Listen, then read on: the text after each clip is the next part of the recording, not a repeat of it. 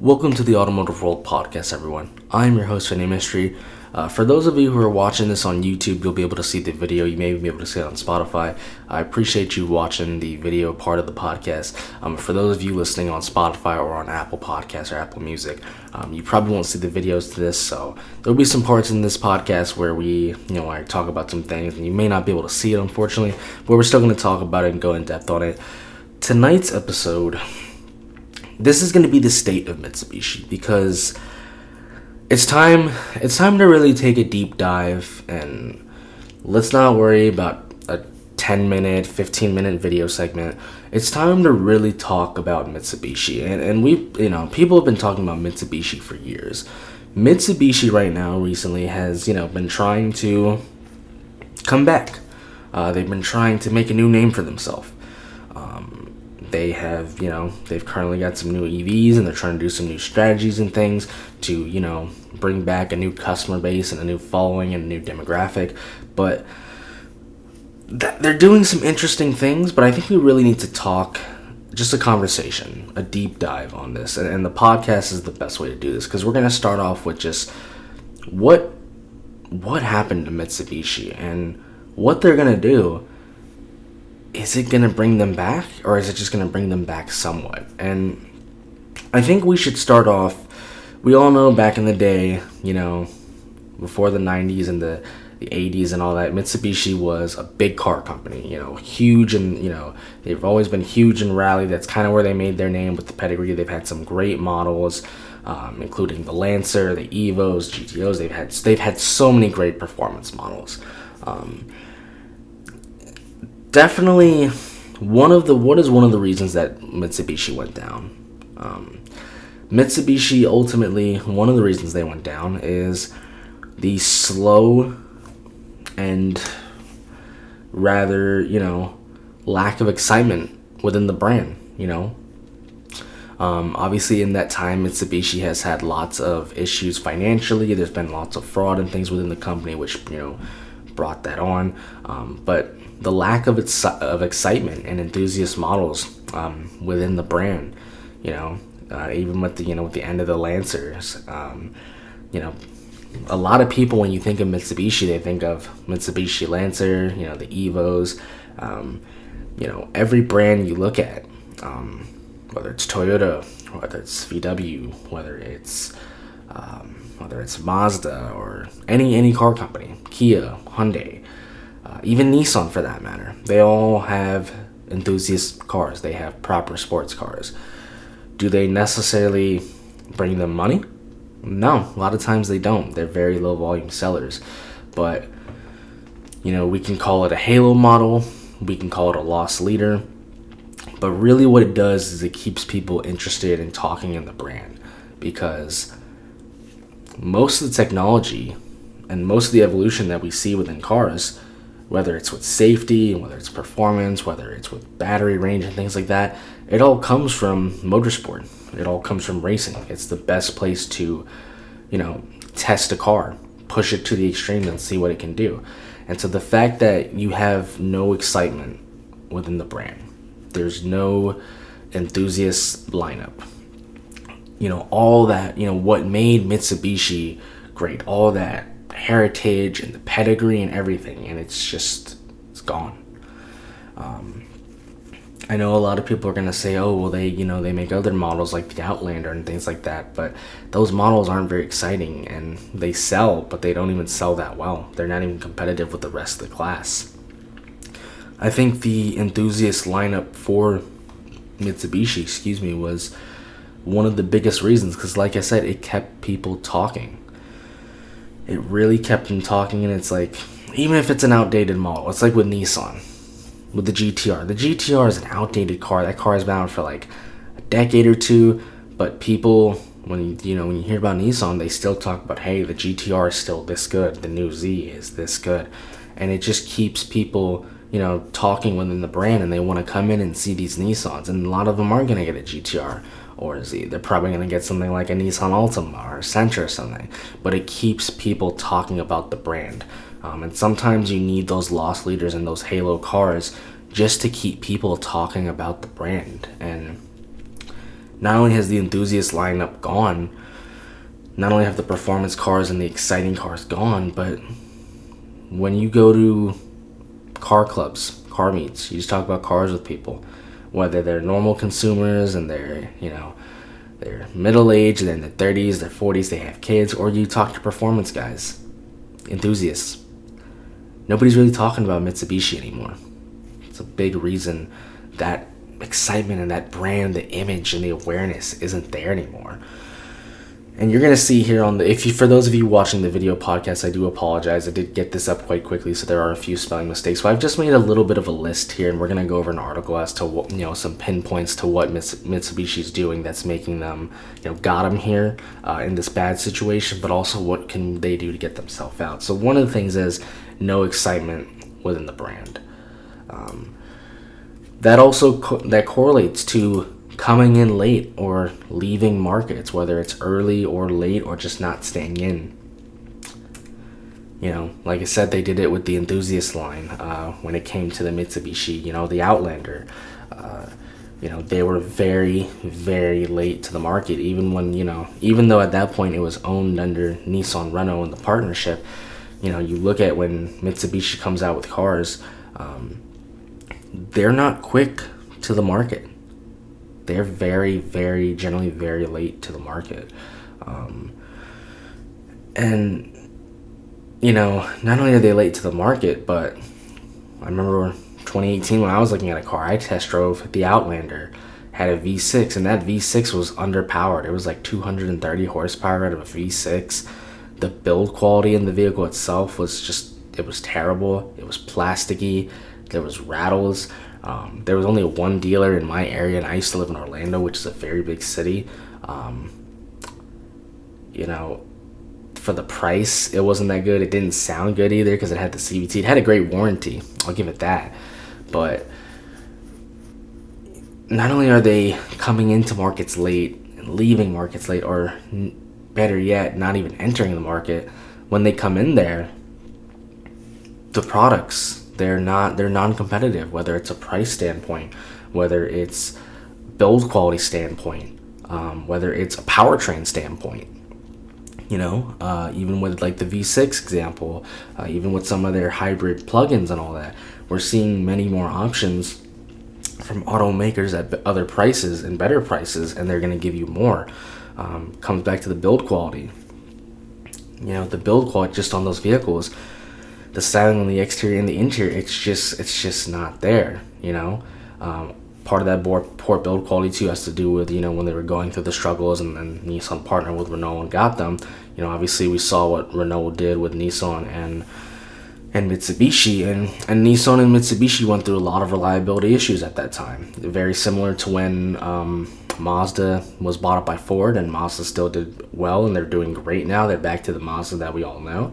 But for a while, even though Mazda still did pretty okay during that Ford era, relatively, Mazda struggled. Ford really did not do good with Mazda, and it's just another thing here. You can't be late to the market. You can't be non-competitive on the product, on the powertrain, on the price. Have not very good build quality, a very unenthusiastic car to drive. When you're in a brand that's struggling with all those issues, when you're struggling with image, when you've had an image that was once this legendary, mighty car company, and now you're down here and you're trying to bring people back and you're trying to do all these things, you don't have the room to, your performance cars are gone. It's one thing to say, oh, hey, well, we make these cars and they're economical, they're not as nice and all that, but we still make things like the Lancer and all that. So it's like, okay, the consumer can be like, okay, Mitsubishi still makes good cars. They just only make a few good cars. These cars they don't really care about. It's just for normal people, but they still make cool cars.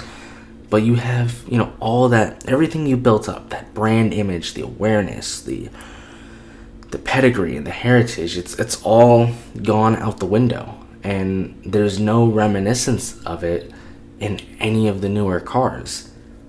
All those people that remember Mitsubishi, when they come into a showroom and they see these new cars and they look at the prices, they drive them, they look at the interior, the exterior, they look at the build quality compared to Honda, Toyota, Mazda, Kia, even Nissan models, and they see, wow, that these cars they're not built the same. They don't feel good. They're not fun to drive.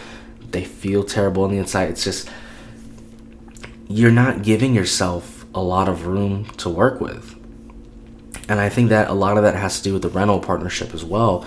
With Nissan, a lot of cost cutting was done at that time. And Nissan is also to blame as well, being, owning the stake in Mitsubishi. When Carlos Ghosn was there, he brought back Nissan in terms of, financially, but, Nissan was still doing a lot of shady stuff. And, when you take Renault, somebody like that who's not really known for making the most reliable cars, let's put it like that. And then you take all the issues that Mitsubishi had with the fraud and just financially and all that. Then you get, bought up and partnered in with Renault. That doesn't help you.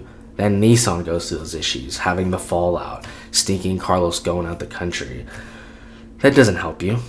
When Nissan was struggling and still rebuilding their image, which they have done quite a lot, but especially with like one of the CVTs that faltered them with Jatco, it doesn't give you a lot of room to work with the consumer. There's not a lot of influence. There's nothing you can say to when a consumer comes in, oh, well, maybe our vehicle doesn't have as good build quality as the competition, but it's a better price, because it's not. Or maybe it's not the best price, but maybe it has a little bit more features or something than someone else, and you can't say that because it's not.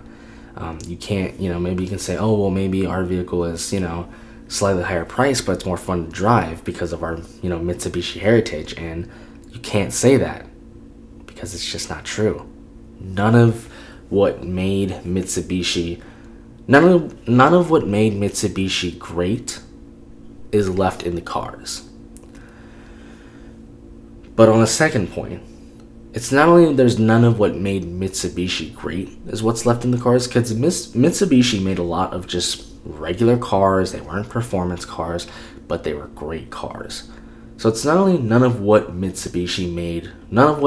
Mitsubishi great is left in Mitsubishi, but none of what made Mitsubishi is left in Mitsubishi.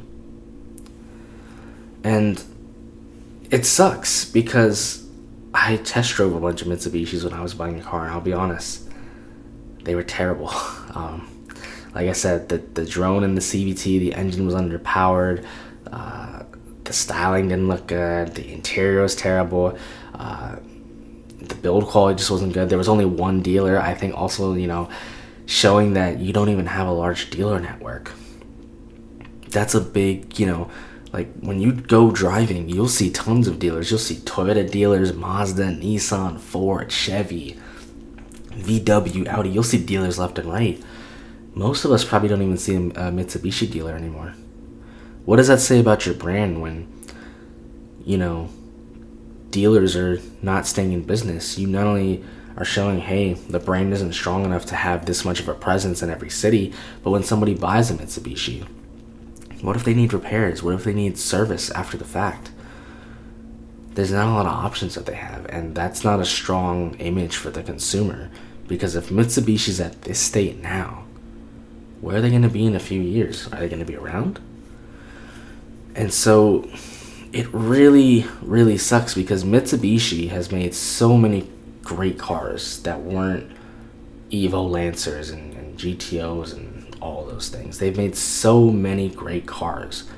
And to see Mitsubishi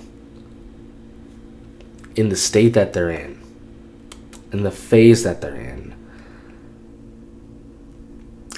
put aside the EV, put aside not the EV stuff, put aside the enthusiast level stuff, the Evos, all of it. To see what has happened with Mitsubishi, just in a build quality standpoint, in a competitive standpoint, in a price standpoint, in an offering standpoint,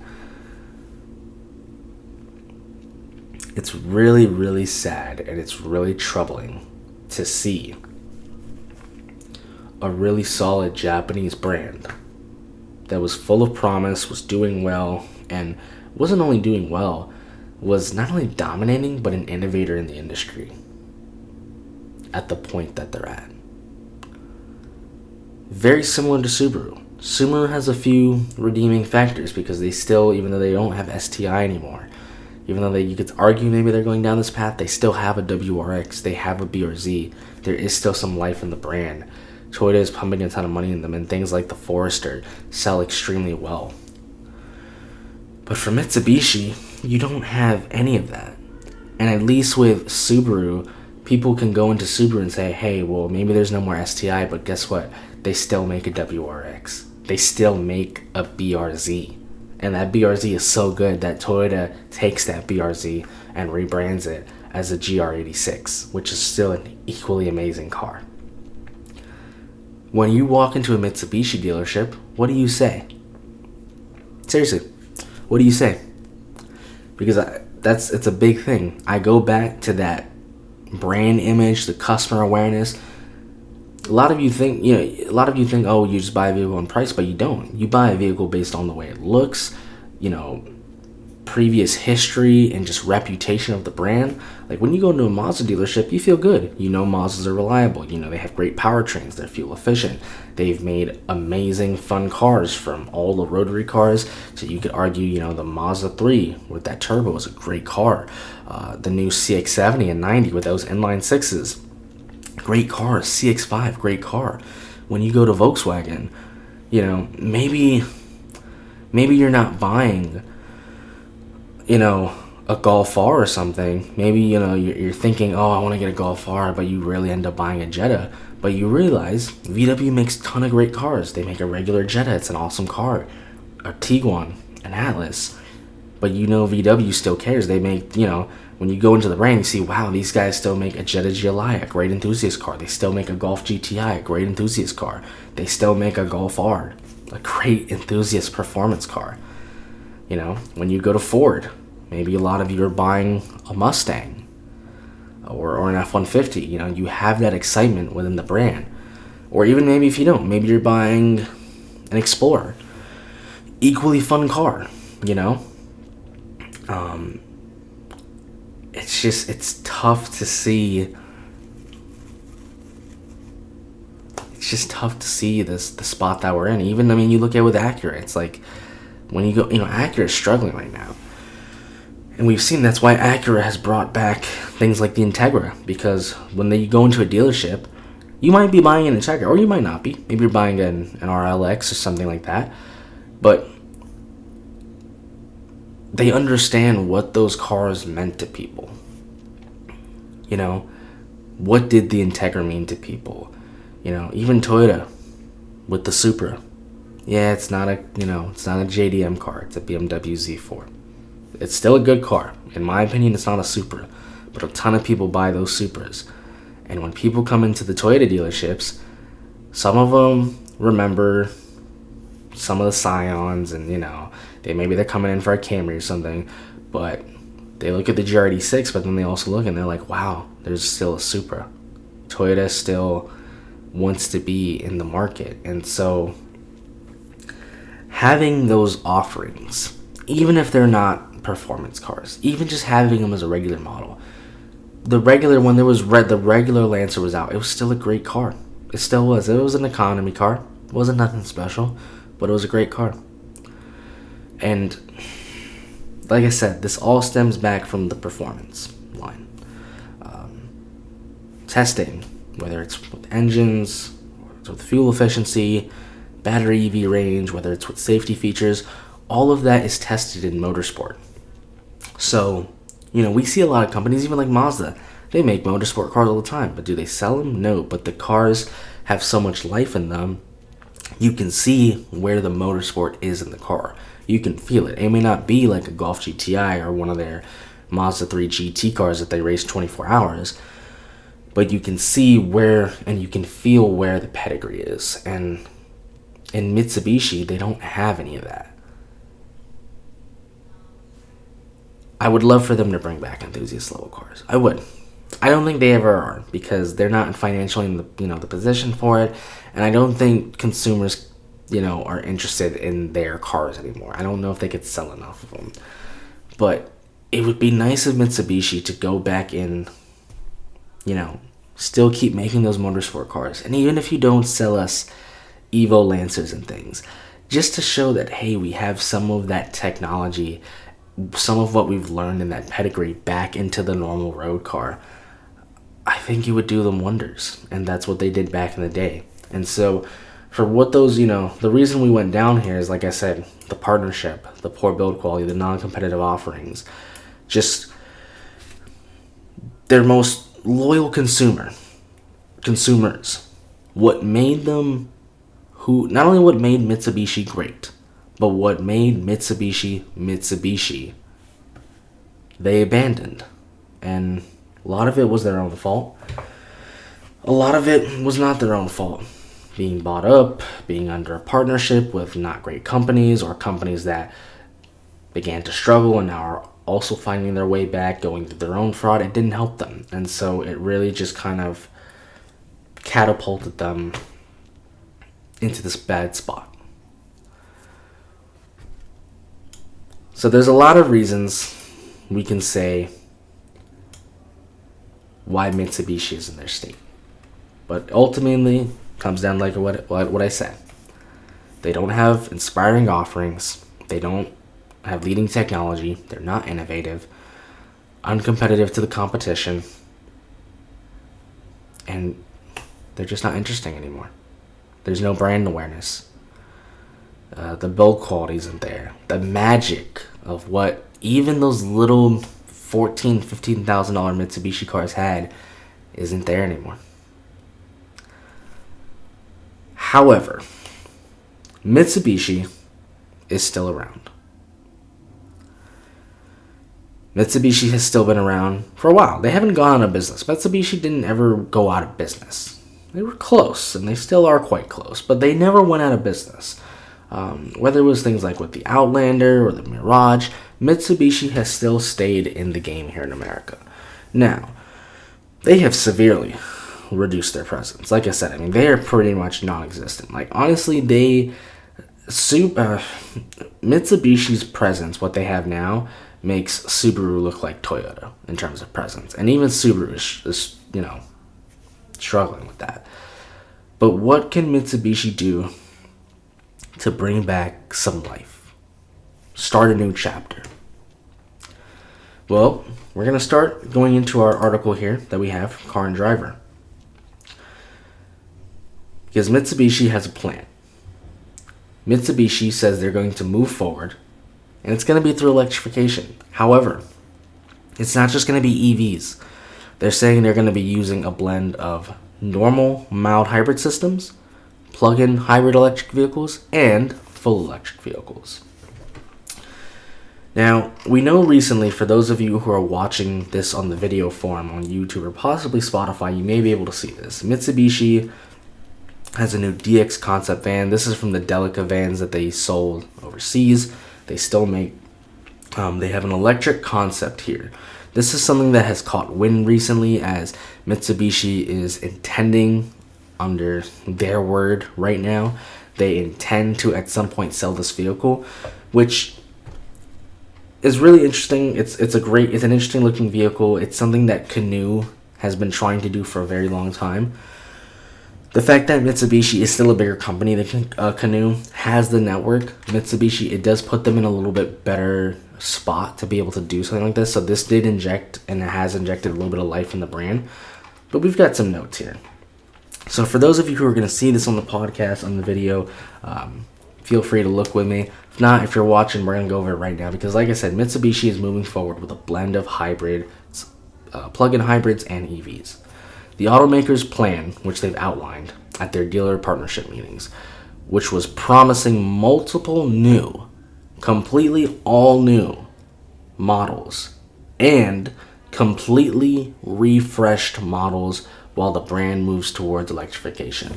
So during the meeting, they promised that models are going to get refreshed, completely all new, all new generations, and they're going to introduce completely new vehicles, completely new nameplates. Now, whether they bring some old nameplates back from the dead, we're not so sure of. But more than likely, it's going to be all new nameplates. And Mitsubishi, like I said, for those of you who can't see, for those of you who can see, Mitsubishi gave us a picture. This is the Momentum 300 teaser lineup. This is what the brand was. This is what the event was. What we can see here is 1, 2, 3, 4, 5, 6, 7 Mitsubishi concepts. Now, we can see sort of what they look like. They're blacked out, so we can't see the colors or anything, but we can sort of see the outlines. We have some that look very distinctly how Mitsubishis look right now. There's one back here that actually looks very Lexus-like. We have, obviously, the headliner here, that the EV Delica, the concept that they have here, the one that's very similar to the canoe-looking one. We can see that one is right here in the middle of the screen. That is the most prominent one with the biggest, with the biggest and the brightest logo. But we can see one thing here. These are all the concepts, and keep in mind these are concepts. Car companies do concepts all the time. These are concepts that Mitsubishi intends to sell and or build off and then sell. All 7 of these vehicles are not sedans. It's very simple. They're crossovers, they're SUVs, we have a few MPVs or some vans here, but they're not sedans, they're not coupes, they're not hatchbacks, they're SUVs. So, there's no Lancer, there's no GTO, there's a few smaller SUVs in here, but there's no Mirage, none of that. Mitsubishi has revealed the plan. This is a 5-year plan involving the brand's electrification efforts along with brand new and completely refreshed models. We can see there's a few current models already in here. We can see there's some brand new ones, very heavily inspired off other brands. The automaker plans to release one new or completely refreshed model each fiscal year starting from 2026 to 2030, with 2 of the new models arriving in segments Mitsubishi does not currently compete in. So what does that mean? We're going to get into this because we know Mitsubishi in their Mexico plant has been doing an EV joint partnership with Nissan to build a brand new EV mid-size pickup truck to be built in Mexico. What Mitsubishi is saying here, in each fiscal year, either a completely new model or refreshed model will be out, starting from 2026 to 2030, with 2 new models arriving in segments, and 2 of those new models that are going to arrive are segments that Mitsubishi doesn't currently compete in. Now we know down here, like I said, Mitsubishi is moving towards with electrification. Back in March, the brand announced a series of new vehicles in partnership with Nissan, including that EV and a jointly developed mid-size pickup truck to be built in Mexico. This is something we've seen for a while because we've seen the rise of pickup trucks, mid-size, full-size, even compact pickup trucks here in America. The Frontier's doing well. The Titan is on its way out, but Mitsubishi makes pickup trucks. They make those Tritons on the other side of the world, and they're great looking trucks. I've seen them. I've been in them. They're awesome trucks. A market to which Mitsubishi does not currently compete in America, as of right now, is a pickup truck market.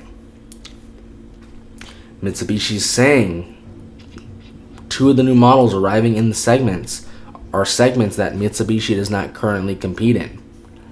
Now, we can see from the teaser here, like I said, we may get a sedan maybe one day in the future. More than likely not, but from the teaser here, we have a bunch of SUVs and EVs and crossovers. However, what we cannot say More than likely, the two vehicles, one will be the EV, maybe two will be the EV, but we do know that there is a partnership for a pickup truck. Moving with electrification, full electrification, hybrids, mild hybrids and plug-in hybrids. It's a smart way for Mitsubishi to move towards electrification but not fully alienate the customer, because a lot of customers just don't trust full electrification. They don't believe it, or it's just not for them, whether it's because of their lifestyle, because of the amount they drive. They just don't, they think it's, the whole cell phone on wheels thing. They don't believe batteries last long enough. They believe it's not good for the environment, politically, whatever they think, right? Everybody's entitled to their own opinion. But if you ask most people, whether they're on the far left or the far right, they're not against electrification or still, making gas cars. What every person has said, even, Democrats, Republicans, none of them I think are really necessarily against it, but what I seem to find is people just want the ability to choose. They want the ability to have options. Giving people these options, hybrids, plug-in hybrids, and EVs, that's a great way to move forward while giving customers options. Catering to everyone, not just a few. Trying to come up with 2 new models in segments they don't currently compete in. I think one of them is going to be an SUV. It's going to be a crossover for sure. With Mitsubishi, with the partnership of Nissan, if they were to bring a pickup truck, whether it was an EV, whether it was a hybrid, whether it's a normal hybrid or a plug-in hybrid, whether it's a midsize or a compact truck, with the pickup truck craze and the sustained growth that pickup trucks and SUVs are going to see here, all across the world, but especially in America, it would be extremely smart of Mitsubishi and Nissan to come out with that vehicle. Mitsubishi is generally the cheaper brand between the two. Mitsubishi could come out with a midsize truck, base it off the Frontier. The Frontier is a great truck. It's got a great frame. It's got a great body. It looks great. It's got that great, powerful, VQ engine, that V6. Maybe they can hybridize it. Maybe they'll come up with a new engine and just use the frame. That would help out Mitsubishi in a lot of ways. Production-wise, cost-wise, just borrowing a frame. But the compact pickup truck market is booming. And it's a sustained growth. It's not just an influx. It's not just a spike. It's a sustained growth. This is a market that left America. It came back, and Americans are showing that they missed it, and they needed it, and they wanted it. If Mitsubishi was to come out with a compact pickup truck, whether it's for a full EV, whether it's a hybrid, mild hybrid, or plug-in, that would be a phenomenal way to bring customers back into showrooms, get talking about the brand,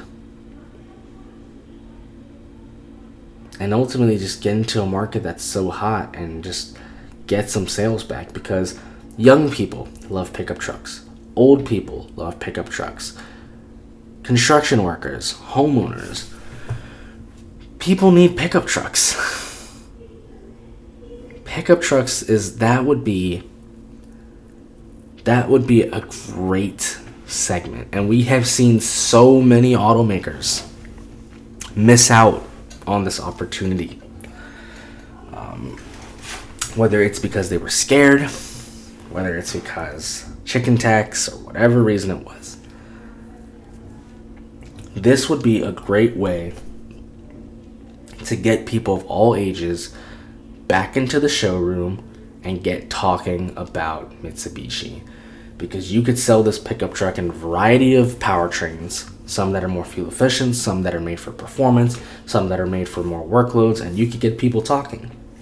People in the street, people at car clubs, at car meets, people in the bar will be like, have you seen that new Mitsubishi pickup truck? It's really cool. It does everything I need to do. It's got good power, good efficiency. It's really, really good. That's potentially what people can be saying about Mitsubishi. This might be a way, and this is a very big potential. This is a W waiting to happen. If that can happen.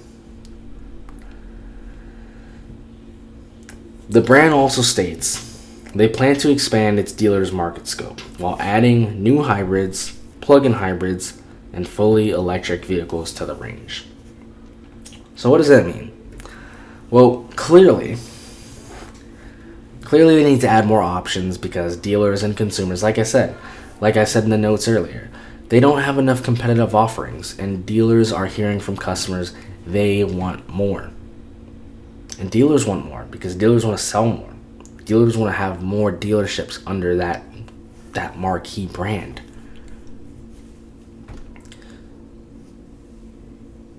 So by expanding the options, you're growing your customer base.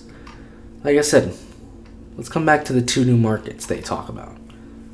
One of them is going to be including a new EV with that mid-size pickup truck built in Mexico, partnership with Nissan. That right there is a W waiting to happen. Something else though that very, very recently, within the last few, we could argue hours at the time of filming this video, the Delica. This is a little van that we've seen in the international markets. We've seen them brought over here. We've seen them imported. These are little, vans that they built a legendary following, and they're really good. They're workhorses. Recently, and like I said, unfortunately for those of you who are listening to the podcast, you won't be able to see this, but for those of you who can see this, Mitsubishi brought out the DX Delica concept very recently. Very similar to what EV maker Canoo has been trying to do for years. There's not a lot of EV vans out on the market. The only one I can think of right now, other than what would be Canoo, if you could argue that's on the market, would be the new ID Buzz that's coming from Volkswagen. This one, right here. Clearly this is a concept. Whether it looks like this when it comes out, we don't know. It could be, because it's an EV, and EVs do look pretty crazy. It could also not be. This would be another model that they could get back into, being the van, and further expand those offerings, because people need vans, whether it's for moving people, whether it's for moving cargo. We're seeing the overlanding lifestyle. People want people movers. This is an interesting concept that could make its way, which could really further increase the brand presence here in America. Now, the brand currently sells one plug-in hybrid electric vehicle. It's an Outlander. It's a hybrid. That model, though, however, suffers. Goes back to what I said about the performance. It goes back to what I said about the uncompetitive offering. It just goes back to all the things I mentioned that you would see if you're watching the podcast and you see the video, you would see on the list. It suffers from outdated CHAdeMO charging port. That's tough because a lot of, it means you're going to struggle to find a port because the North American charging standard is just a better port. It's more reliable, it's more efficient, it's faster charging, it's just easier to make. During their dealer meeting this week, Mark Chafin, Mitsubishi Motors North American president, and their CEO explained how Momentum 2030 hinges on the brand of adding plug-in hybrids, and battery EVs. Like I said, the automaker plans to release one new or completely refreshed model each fiscal year between 2026 and 2030 doubling the size of the existing lineup. And according to Chafin, 2 of the new models are going to enter segments that Mitsubishi does not currently occupy in North America. One of those will almost certainly be that midsize pickup truck in collaboration with Nissan. The other new model appears to be that production version of the DX concept Delica van, which could come to the US market. And Car and Driver says that we're here for that, and I agree with them. It's a cool looking concept, it's a cool vehicle. Mitsubishi, if they brought this van over, a ton of people would be interested in this. But that, I'm telling you, that pickup truck, it's not gonna be, I think the days of the whole enthusiast thing, you know, with the Lancers and the Evo lineup and everything, I think that day, those kind of performance cars, maybe we'll see them in the future with Mitsubishi in the EV form, but I think might be safe to say that those are gone forever. They've already been gone for a while, but I think even with the form of EVs, you know, and the way that the way the car market is now with SUVs and trucks, and just the interest in them, I don't know if Mitsubishi's ever going to make a performance EV sedan like that, just because it would cost them a lot of money. But despite those vehicles maybe gone forever, the Delica concept and the pickup truck do everything in the list by offering competitive offerings, great performance, potentially having great build quality, having great price. They do everything that I had on my list there, including one thing. Because currently we've seen here with SUVs and pickup trucks from all automakers, Toyota, Nissan, Ford, Chevy, a lot of them are making performance versions of the trucks. And not just like, oh, a horsepower bump. They're making true performance versions. We know Mitsubishi had the rally heritage. Maybe we won't see an Evo Lancer ever again. But it's possible. Maybe we'll see a Mitsubishi pickup truck. And maybe we'll get a performance variant of it. In partnership with Nissan. Maybe Mitsubishi brings back the Evo division and their performance division, partnering with Nissan's Nismo division. Why not? Even EV truck makers have performance EVs. Why not?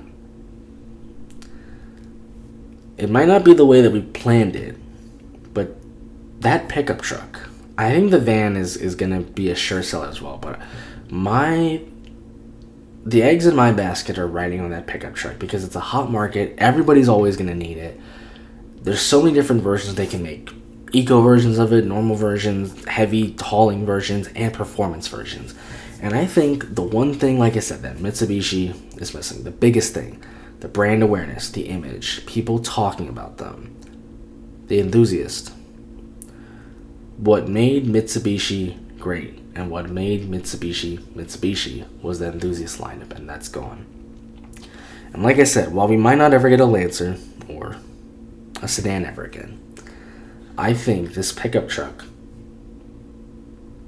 if it's executed correctly, can be a way for Mitsubishi to still make a true performance vehicle and come back and bring back not only the magic, the innovation, the heritage, but bring back what made Mitsubishi great and what made Mitsubishi. And that pickup truck has the opportunity to do it. It might not be in the form that we want to see it. Like I said, it's not going to be a sedan probably. It's going to be a pickup truck. But that doesn't mean, just like the Ford Ranger Raptor and the Ford F-150 Raptor and Tremor versions of it, doesn't mean you can't make a cool performance pickup truck. And so,